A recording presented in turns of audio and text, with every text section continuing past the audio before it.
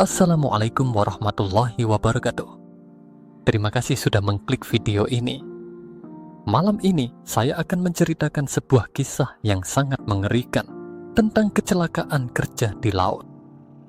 Kisah ini berfokus pada peristiwa tragis di mana 5 penyelam tersedot ke dalam pipa bawah laut di Teluk Pointe-à-Pierre, Trinidad dan Tobago pada tahun 2022. Peristiwa ini terjadi dalam hitungan detik, tetapi dampaknya sangat besar. Bayangkan, kelima penyelam ini terhempas dan terbentur dinding pipa, dan yang lebih parah, mereka terjebak dalam pipa yang dipenuhi minyak dan air laut. Mereka harus berenang dan merangkak ratusan meter dalam kegelapan, dan jika salah mengambil jalan, mereka bisa terancam tidak selamat. Apakah mereka berhasil bertahan? Mari kita simak kisahnya. Sebelum kita masuk ke kronologi kejadian, mari kita kenali dulu Trinidad dan Tobago. Negara kepulauan ini terletak di benua Amerika bagian selatan, berbatasan dengan Grenada di utara dan Venezuela di selatan. Luasnya hanya sekitar 582 km, lebih kecil dari Pulau Bali.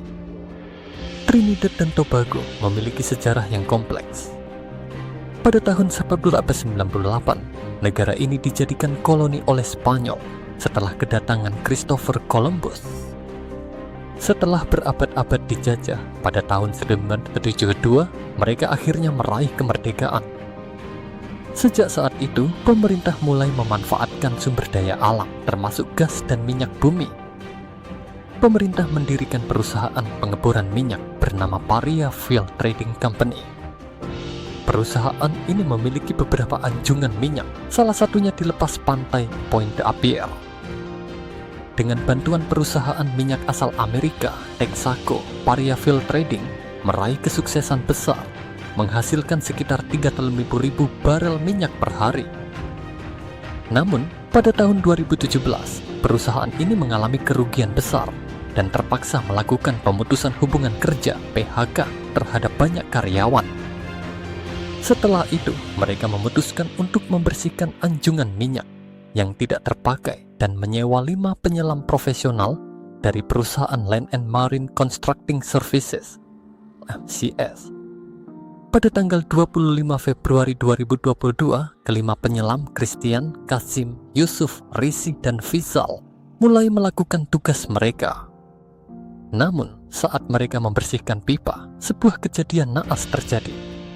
Pipa yang mereka bersihkan tiba-tiba tersedot dan kelima penyelam terjebak di dalamnya. Kejadian ini dikenal sebagai tragedi Paria.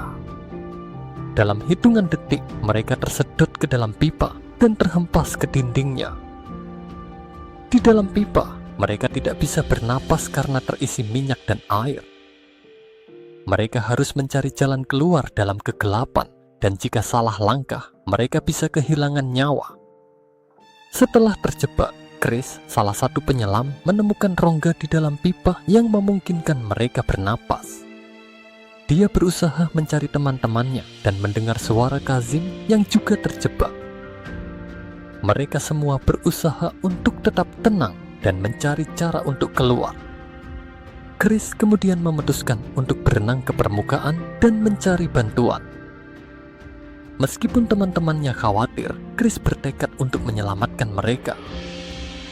Dia berenang melewati pipa yang panjang dan berliku, berdoa agar menemukan jalan yang benar. Setelah berjuang, Chris menemukan tabung oksigen yang tersisa dan memutuskan untuk melanjutkan perjalanan. Namun, saat dia mencapai permukaan, dia mendapati bahwa tidak ada petugas yang siap membantu.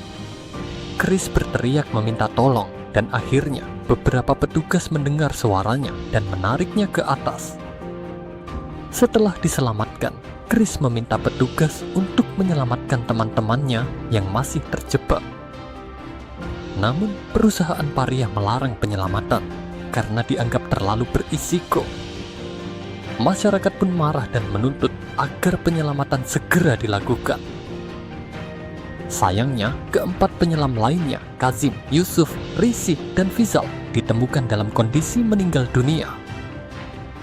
Mereka diperkirakan meninggal sehari setelah kejadian, menunggu bantuan yang tidak kunjung datang.